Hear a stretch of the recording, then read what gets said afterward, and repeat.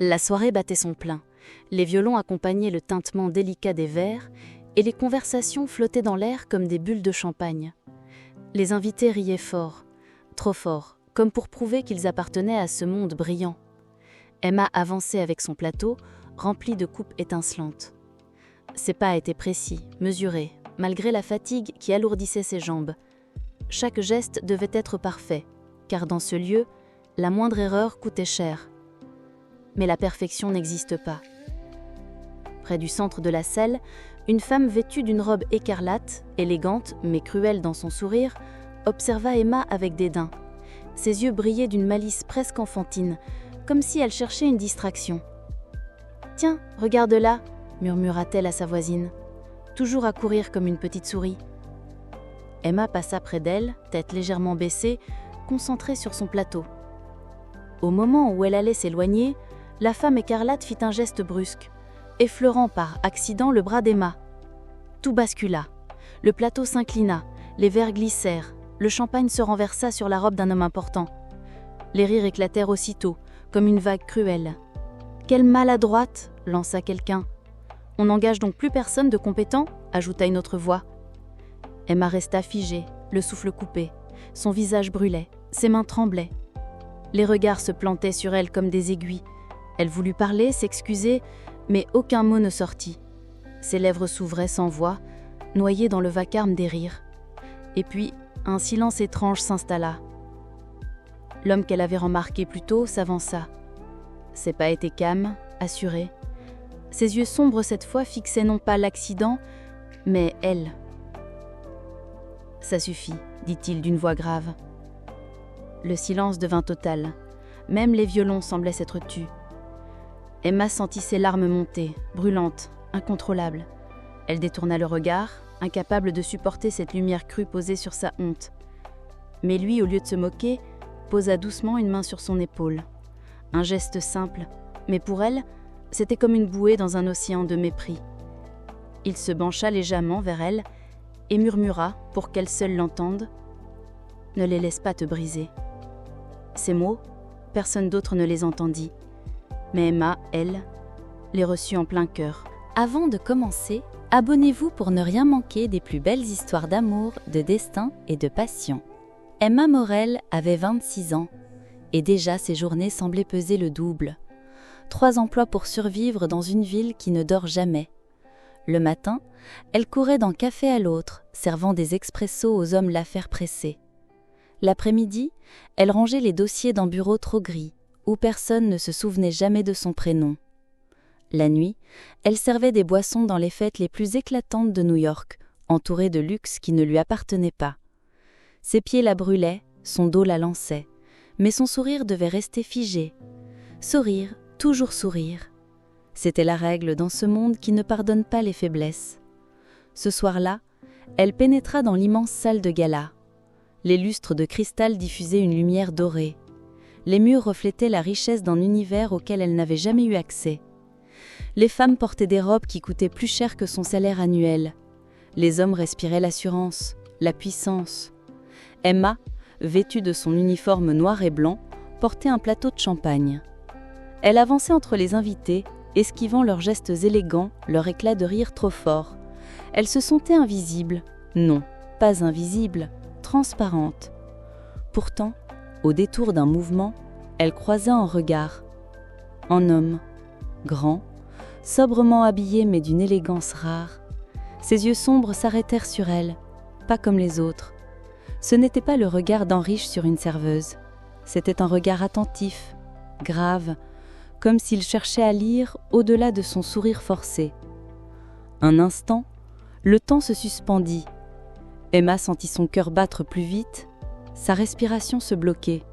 Pourquoi la regardait-il ainsi ?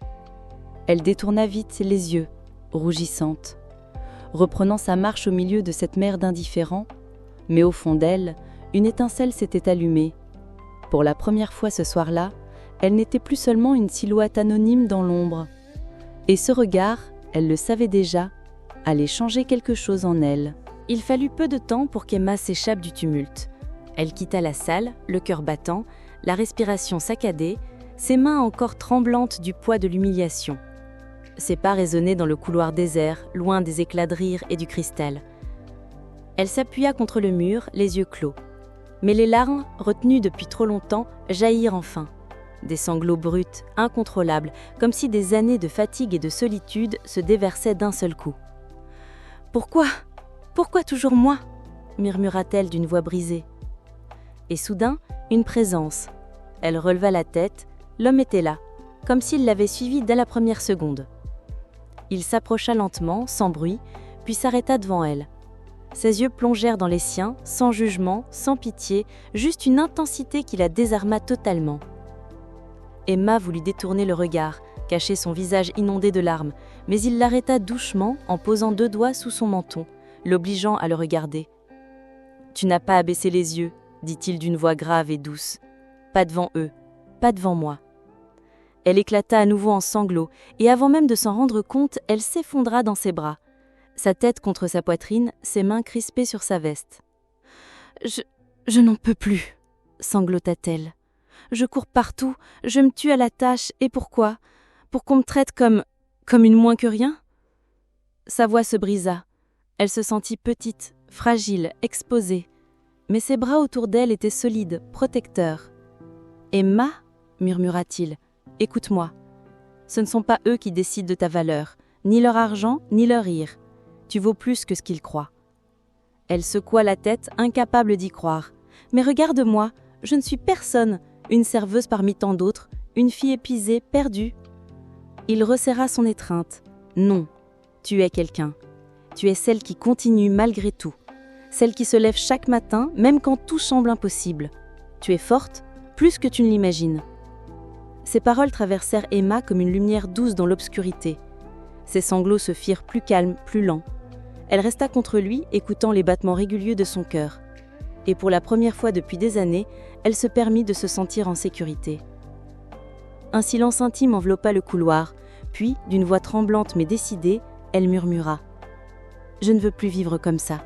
Plus jamais. » L'homme la regarda longuement. Dans ses yeux brillait une promesse muette. Il serait là, d'une manière ou d'une autre, pour accompagner ce choix. La salle brillait toujours, remplie de conversations légères, de rires feutrés, de verres de cristal qui s'entrechoquaient. Rien n'avait changé en apparence. Mais pour Emma, tout avait basculé. Elle essuya rapidement ses larmes, inspira profondément. Dans sa poitrine, son cœur battait si fort qu'elle croyait qu'on pouvait l'entendre. Cette fois, elle ne voulait plus se cacher. Le plateau qu'elle avait abandonné dans le couloir reposait toujours sur une table. Elle s'en approcha, le prit en main, puis marcha lentement vers le centre de la salle. Chaque pas résonnait comme une décision irrévocable. Tous les regards se tournèrent vers elle. Certains haussèrent les sourcils, d'autres esquissèrent déjà des sourires moqueurs, convaincus qu'elle allait encore s'humilier. Arrivée au milieu, Emma s'arrêta. Son souffle était court, mais sa voix, quand elle s'éleva, trembla à peine. « Je ne suis pas à ma place ici. » Un murmure parcourut la foule. « Je ne suis pas faite pour servir des gens qui ne savent pas voir au-delà d'un uniforme, » continua-t-elle, le regard ferme. « Ce soir, je quitte ce travail. Et peut-être que je n'ai rien à offrir de grandiose pour l'instant, mais je refuse d'être traitée comme une ombre. » Elle posa lentement son plateau sur une table proche, dans un geste qui résonna comme un défi. Le silence était total.